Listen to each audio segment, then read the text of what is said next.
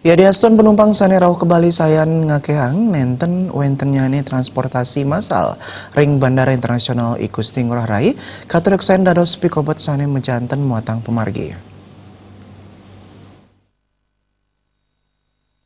Ring Ciletunggil ili kitanyane Skytrack nguningayang yening nenten wenten sarana transportasi massal ring Bandara Internasional Gusti Ngurah Rai.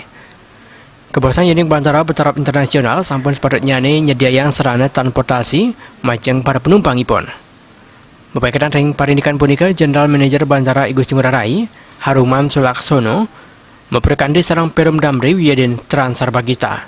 Nanging yene pengupaya punika nenten mapikole jaging lasani yang perkanti sarang anak perusahaan sejarone nyediayang transportasi massal ring Bandara Ngurah Rai.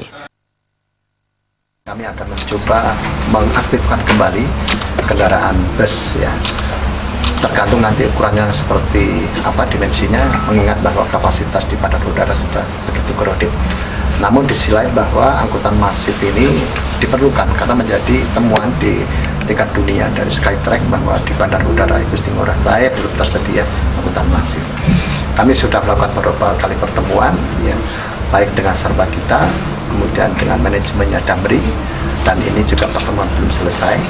Kemudian di sisi lain kami juga sudah menyiapkan salah satu konsep, seandainya memang dari Sarbagita dan Damri tidak bersedia, kami akan mencoba menggandeng anak perusahaan kami yang sudah kami koordinasikan untuk menyediakan beberapa armada.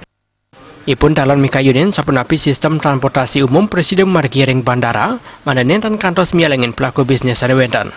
Dan hingga priang manda akeh penumpang ring Bandara I Gusti Ngurah Rai nenten kantos ngirangang sangkaning pikobat transportasi punika.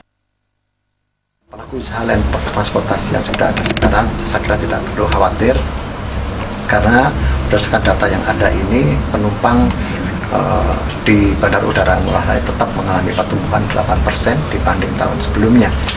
Tentunya dan tidak semuanya juga bahwa penumpang nanti akan memilih sarana transportasi yang umum ini. Indra Wijaya, Bal TV.